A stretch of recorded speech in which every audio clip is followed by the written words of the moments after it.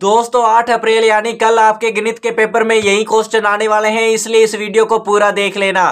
तो दोस्तों कल की वीडियो में मैंने आपको ये मॉडल पेपर स्टार्ट किया था जिसमें मैंने आपको 1 से लेकर 13 तक क्वेश्चन करवा दिए थे। तो दोस्तों इस वीडियो में हम आगे के क्वेश्चन करने वाले हैं। यहाँ पे दोस्तों क्वेश्चन नंबर 13 का 2 है। यहाँ पे क्वेश्चन नंबर 2 है, किस प्रकार का संगीत सबसे अधिक व्यक्तियों द्वारा पसंद किया जाता है? सबसे अधिक व्यक्तियों द्वारा मनोरंजक संगीत पसंद किया जाता है।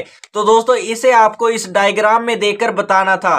तो दोस्तों यहाँ पे शास्त्रीय 20% है, 10%, 30%। सबसे ज्यादा कौन सा है? 40% यानी मनोरंजक। तो दोस्तों यही आपका आंसर था। तो चलिए अब हम आगे क्वेश्चन करते हैं। तो यहाँ पे दोस्तों क्वेश्चन नंबर 14, एक व्यक्ति के वेतन में 10% की वृद्धि होती है। यदि उसका नया वेतन 1,54,000 रुपए है तो उसका मूल वेतन क्या होगा? तो दोस्तों जब भी आपको वृद्धि या कमी को बताया जाए तो आपको क्या करना है कि सबसे पहले 100 मानना है। यानी पहला वेतन आपको 100 मानना है, चाहे वृद्धि हो रही है चाहे कमी हो रही है। उसके बाद क्या करना है कि कितने की वृद्धि हो रही है, इस टाइप आपको वहां पे एग्जाम में लिखना है कि वेतन में वृद्धि कितनी है, 10 रुपए की। और बड़ा वेतन यानी दोस्तों 10 रुपए की वृद्धि है तो 100 रुपए हमारे पास मूल वेतन था, पहले का वेतन। तो दोस्तों 100 में 10 जोड़ते हैं तो कितना आता है? 110। उसके बाद क्या करना है कि मूल वेतन निकालने के लिए आपको क्या करना है कि जो 100 रुपए माने उसको ऊपर रखेंगे, किसमें माने दोस्तों कितना अधिक हो 110 उसको नीचे, और गुना में आप यहाँ पे नया वेतन डालेंगे। जब इसको हल करते हैं तो 1,40,000 रुपए आपका आंसर आता है। इस तरह आप करेंगे, चाहे वृद्धि है चाहे कमी है, सेम इसी स्टेप को करना है। जो आप मानोगे उसको आप यहाँ पे ऊपर रखोगे, उसको नीचे। तो चलिए अब हम करते हैं क्वेश्चन नंबर 15। तो दोस्तों क्वेश्चन नंबर 15 को देखना। एक समांतर चतुर्भुज ABCD दिया गया है, परिभाषाओं एवं गुणधर्म के आधार पर रिक्त स्थानों। तो दोस्तों सेम ऐसा ही आपके वहां पर समांतर चतुर्भुज का डायग्राम पूछा जाएगा जिसमें आपको कुछ गुणधर्म बताने हैं। दोस्तों समांतर चतुर्भुज में आप सभी जानते हैं कि आमने सामने की भुजाएं बराबर होती है, यानी इसके सामने की भुजा क्या है? BC। तो इसमें BC बराबर कर दिया। यहाँ पे दोस्तों कौन पूछा है? DCB, यानी दोस्तों DCB ये वाला कोण, इसके बराबर कौन है दोस्तों? समांतर चतुर्भुज में आमने सामने के कोण बराबर होते, इसके बराबर है कौन? A, यानी दोस्तों BAD। तो दोस्तों BAD आंसर आ गया। यहाँ पे आप पूछा है कि OC के बराबर कौन सी है? यहाँ पे दोस्तों ये OC भुजा है, इसके बराबर कौन सी होगी दोस्तों? OA। तो दोस्तों OA आपका राइट आंसर है। तो दोस्तों यहाँ पे पूछा है कि M कोण A यानी ये वाला कोण और कोण D यानी ये वाला कोण, ये दोनों का योग कितना होता है? 180 डिग्री। चलिए आगे हम क्वेश्चन देखते हैं। क्वेश्चन नंबर 16, घातांक के नियमों का प्रयोग करते हुए निम्न मान ज्ञात कीजिए। तो दोस्तों ये आपको देखने में कठिन लग रहा होगा, लेकिन ये कठिन है नहीं, ये काफी आसान क्वेश्चन है। तो चलिए इसको करने का तरीका जानते हैं। तो दोस्तों जब भी आपको माइनस में पावर दिखाई दे तो उसके अंश और हर को बदल देते हैं। सिंपली ये बात आपको ध्यान में रखनी है। यानी दोस्तों अगर आपको मैं यहाँ पे एग्जांपल दूं, इसकी पावर -1 है तो इसको आप कैसे लिखेंगे? 1/2। तो दोस्तों ये माइनस की है ना, वो प्लस में हो जाएगी, ये ध्यान रखना। अगर मान लो मैंने यहाँ पे किया 3 की पावर -1, 3 की पावर -1 है तो आप क्या करेंगे? 3 की पावर +1 कर देंगे। ये कॉन्सेप्ट आपको याद रखना है। इसमें अब इसको करते हैं तो यहाँ पे इसकी पावर कितनी है? -1, तो इसको बटा में कर देंगे, यानी 1 बटा में ये दोनों कर देंगे। 1/3 -1 माइनस फिर 1/4 माइनस, इस तरह जो माइनस में पावर थी वो प्लस में हो गई। तो दोस्तों प्लस में 1 लिखते नहीं है, वो आप सभी जानते हैं, बराबर। फिर आप क्या करेंगे कि इसको पलट देंगे तो ये -1 है ना पावर, वो प्लस में हो जाएगी। जैसे यहाँ पे क्या 1/3 है तो यहाँ पे इसको क्या लिख दिया? 3/1, यानी जो माइनस में 1 थी पावर वो प्लस में 1 हो गई, जिसको हम लिखते नहीं। फिर -1/4 है तो उसको हम पलट देंगे, यानी 4/1। तो अब क्या बचा कि 1 और नीचे का 1 हम लिखते नहीं है, यहाँ पे 1 फिर बटा में यहाँ पे कितना है? 3 -4। तो दोस्तों यहाँ पे तो दोस्तों 1 का 1 आ गया, यहाँ पे 4 में से 3 गए तो यहाँ पे 1, सबसे बड़ा अंक कौन सा है? 4, 4 के आगे कौन सा चिन्ह है? माइनस, यहाँ पे माइनस आ गया, तो -1 आपका राइट आंसर होगा। अब हम बात करते हैं क्वेश्चन नंबर 2, 5/8 की पावर -7 गुणा 8/5 की पावर -4। तो दोस्तों इसमें क्या करना है कि इसकी, तो दोस्तों आप अगर ध्यान से देखते हैं तो इसको यहाँ पे 5/8 है, यहाँ पे 8/5 है।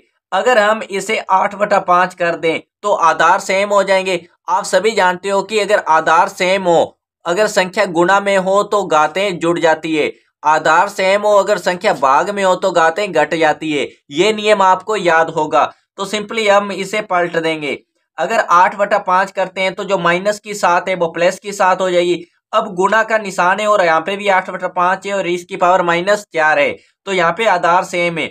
जब आधार सेम हो तो यहाँ पे एक बार आधार लिख दिया और गुणा में हो तो इसकी घातें घट या प्लस जुड़ जाएंगी। यहाँ पे 7 फिर प्लस यहाँ पे -4 फिर 8/5 फिर इसको घटाते हैं, यानी प्लस और माइनस माइनस होता है, 7 -4 8/5 इसकी पावर हो जाएगी 3। ये हमारा आंसर है।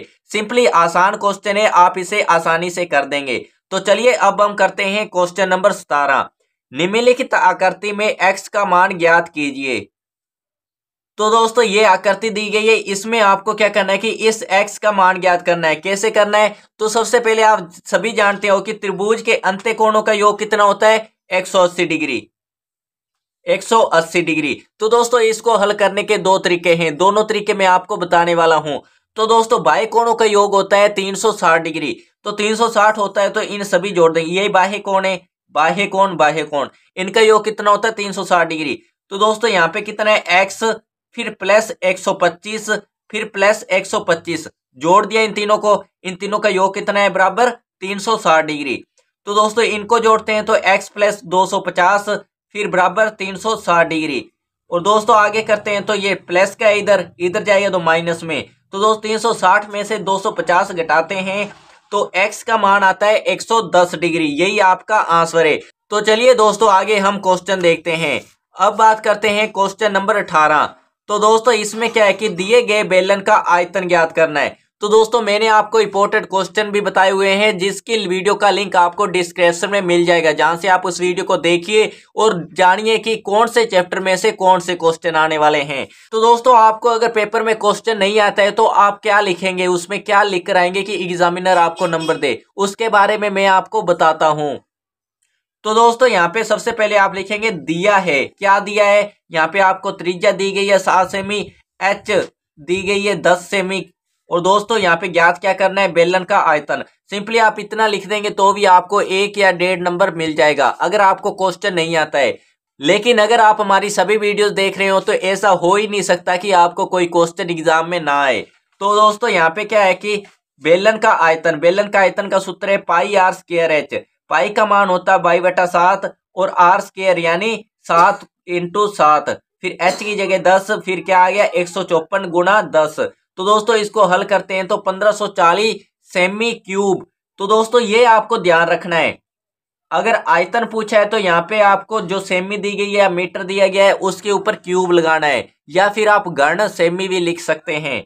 अगर आपको यहाँ पे क्षेत्रफल ज्ञात करना होता तो आप वर्ग सेमी या फिर स्क्वायर लगाते। ये दो चीजें आपको ध्यान रखनी है। आगे हम बात करते हैं क्वेश्चन नंबर 19। एक स्कूटर 42,000 रुपए में खरीदा गया, 8% वार्षिक दर से इसके मूल्य का अवमूल्यन हो गया। एक वर्ष के बाद स्कूटर का मूल्य ज्ञात कीजिए। तो दोस्तों आपको क्या दिया गया है? मूल्य प्राइस दिया गया है 42,000 रुपए और यहाँ पे दर दी गई है 8। तो यहाँ पे दोस्तों आपको प्राइस दिया है 42,000 रुपए, तो यहाँ पे पी प्राइस की जगह आप लिखेंगे 42,000 रुपए। यहाँ पे 1 फिर माइनस आर, दर कितनी दी है? 8%, तो यहाँ पे 8 फिर बटा में 100। तो दोस्तों इसका सोल्यूशन करते हैं तो यहाँ पे 42,000 गुना में 92/100। तो दोस्तों आपका आंसर आता है 38,640। ये आपका राइट आंसर है। सिंपली आपको इसी फॉर्मूले को करना है, ये फॉर्मूला आपको याद करना है। कोई क्वेश्चन नंबर 20। 3 लगातार पूर्णांक बढ़ते क्रम में लेकर उन्हें क्रमशः 2, 3 तथा 4 से गुणा कर योग करने पर योगफल 74 प्राप्त होता है। तीनों पूर्णांक ज्ञात कीजिए। तो सबसे पहले आप सभी को पता है कि तीन पूर्णांक ज्ञात करने हैं आपको। माना 3 क्रमागत पूर्णांक, पहला आपने x1 मानना है, फिर x+1 फिर x+2, इस तरह आपको पूर्णांक मानने हैं। तो दोस्तों प्रश्नानुसार सबसे पहले यहाँ पे क्या है कि उसके बाद इन तीनों को इन तीनों संख्याओं के साथ गुणा करना है। जैसे दोस्तों यहाँ पे सबसे पहले क्या था? 2 को x से गुणा किया, फिर प्लस, फिर यहाँ पे क्या है 3 को यहाँ पे 3 इसके साथ गुणा किया, 3 गुना x+1, फिर प्लस, फिर यहाँ पे क्या है 4 को किससे गुणा किया? x+2 से, फिर बराबर क्या है 74। सिंपली यही काम आपको करना है। फिर यहाँ पे 2x, 3 को x से गुना किया 3x, फिर 3 को 1 से गुना किया 3, फिर यहाँ पे प्लस 4 को x से गुना किया 4, फिर यहाँ पे प्लस, फिर 4 को 2 से गुना किया 8, फिर बराबर में 74 आ चुका है। यहाँ पे दोस्तों x वालों को जोड़ना है। यहाँ पे 2x plus 3x 5x plus 4x यानी 9x, फिर प्लस यहाँ पे 8 और 3 कितने हो गए 11, बराबर में 74। तो दोस्तों यहाँ पे कितना बचा 9x, यहाँ पे प्लस का 11 है, उसको इक्वल के दूसरी साइड लेकर जाएंगे तो माइनस का 11 हो जाएगा। 74 में से माइनस 11 घटाते हैं तो 63 आता है। यहाँ पे x, यहाँ पे 9 इधर गुना में है तो इसको उधर लेकर जाएंगे तो भाग में जाएगा। 63 में 9 का भाग देते तो 7 आता है। x का मान कितना आया 7। अब आपको क्या करना है, तीनों पूर्णांक ज्ञात करने थे। यानी दोस्तों यहाँ पे दोस्तों पहले x दिया गया है तो यहाँ पे आप पहले x की जगह 7 रखेंगे तो पहला पूर्णांक आ गया। उसके बाद दूसरा पूर्णांक क्या था x प्लस 1, तो यहाँ पे x की जगह 7 रखते हैं, प्लस 1 जोड़ते तो 8 आ गया दूसरा पूर्णांक। तीसरा पूर्णांक हमने क्या माना था x प्लस 2, यानी दोस्तों 7 में 2 जोड़ते 9। हमने इस तरह आपको पूर्णांक याद करने हैं। अब हम बात करते हैं क्वेश्चन नंबर 21, निम्नलिखित व्यंजकों के गुणनखंड ज्ञात कीजिए किन्हीं दो के। तो दोस्तों आपको 4 क्वेश्चन दिए जाएंगे, उनमें से कोई 2 क्वेश्चन आपको एग्जाम में करने हैं। पहला क्वेश्चन a की घात 4 माइनस b की घात 4। तो दोस्तों आपको इस गुणनखंड करने के लिए सिंपली इनको तरीका सोचना होता है कि किस तरह हम इसे हल कर सकते हैं। तो दोस्तों ये लॉजिकल क्वेश्चन भी आप इसे कह सकते हैं। तो दोस्तों a की पावर 2, तो दोस्तों a की पावर 4 को मैं ऐसे लिख सकता हूं ना, a की स्क्वायर फिर इसको ब्रैकेट फिर स्क्वायर, यानी दोस्तों 2 को 2 से गुना करेंगे फिर 4 ही बनेगा, a की पावर 4 बनेगी। माइनस b की स्क्वायर फिर इसको स्क्वायर में कर देंगे। तो दोस्तों इस तरह मैं इसको लिख सकता हूं। तो दोस्तों अब आप क्या करेंगे कि ये क्या है, ये इस तरह सूत्र है ना, a square minus b square बराबर a plus b a minus b। तो दोस्तों ये इस सूत्र की तरह नजर आ रहा होगा, सिंपली आप इसे कर देंगे। यानी दोस्तों a square plus b square फिर यहाँ पे a square minus b square, एक बार प्लस में एक बार माइनस में। अब दोस्तों ये ऐसे लिख दिया a square plus b square. तो दोस्तों ये फिर आपको इस सूत्र की तरह नजर आ रहा है, यानी a square minus b square. तो सिंपली इसे भी आप इस तरह लिख देंगे, a plus b a minus b, यही आपके गुणनखंड हो गए। अब हम बात करते हैं question number 2, 4x square minus 8x plus 4। तो दोस्तों 4, इसमें आपको 4 कॉमन लेना है, यानी 4 का भाग 4 में भी जाता है, 4 का भाग 8 में भी जाता है, 4 का भाग 4 में भी जाता है, इसलिए 4 सभी में कॉमन है तो 4 हम कॉमन ले लेते हैं। 4 का 4 में भाग देते तो 1 आता है, 1 को नहीं लिखते, यहाँ पे क्या बचा x स्क्वायर, फिर माइनस का माइनस आ चुका है।